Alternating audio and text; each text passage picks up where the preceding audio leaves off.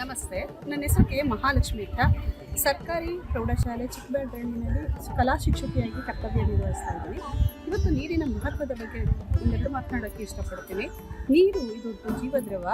ನಮ್ಮ ಭೂಮಿಯ ಮೇಲೆ ನೀರಿನಿಂದ ಆವೃತವಾಗಿರುವಂತಹ ಭಾಗ, ಅದನ್ನು ನಾವು ಜಲಗುಣ ಅಂತ ಕರಿತೀವಿ.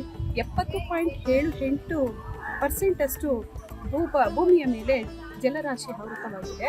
ಇದರಲ್ಲಿ ನಮ್ಮನ್ನು ಕುಡಿಯುವಂತಹ ನೀರು ಅಂದರೆ ಸಿಹಿ ನೀರು, ಕೃಷಿ, ಕೈಗಾರಿಕೆಗೆ ಮತ್ತು ಜೀವಿಗಳ ಬಳಕೆಗೆ ಇರುವಂಥದ್ದು 0.006% ಇದೆ.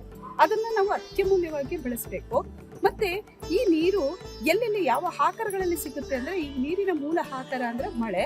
ಆ ಮಳೆಯಿಂದ ಕೆರೆ, ಹಳ್ಳ, ಕೊಳ್ಳ, ನದಿ, ಸರೋವರ ಇತ್ಯಾದಿ ನೀರುಗಳು ಸಿಹಿ ನೀರಾಗಿರುತ್ತೆ. ಇದನ್ನು ನಾವು ಅತ್ಯಂತ ಅಮೂಲ್ಯವಾಗಿ ಬಳಸೋದು ನಮ್ಮ ಆದ್ಯ ಕರ್ತವ್ಯ.